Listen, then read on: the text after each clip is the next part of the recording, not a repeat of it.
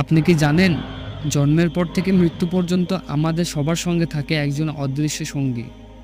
তার নাম হলো কারিন। সে একজন জিন।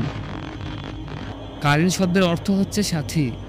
প্রত্যেক মানুষের সঙ্গে আল্লাহ একটি জিন নিয়োগ করেছেন। তার কাজ হলো মানুষকে খারাপ কাজে নিয়োগ করা, ওয়াসওয়াসা দেয়া, গুনাহে টেনে আনা। সে আমাদের মনের দুর্বলতা খুঁজে বের করে এবং সেই জায়গায় আঘাত হানে।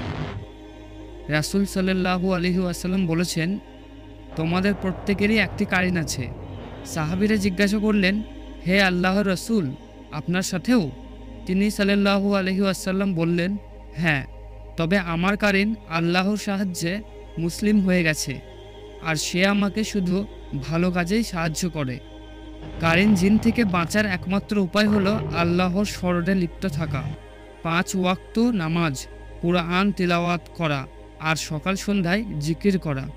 এগুলো আমাদের কারিনের প্রভাব দুর্বল করে দেয়। তাই আসুন আমরা আল্লাহর পথে থাকি আর আমাদের অদৃশ্য শত্রুর বিরুদ্ধে জিহাদ করি। বন্ধুরা, এই ধরনের ইসলামিক কন্টেন্ট পেতে আমাদের চ্যানেলটি সাবস্ক্রাইব করুন, লাইক করুন ও বন্ধুদের সাথে শেয়ার করুন।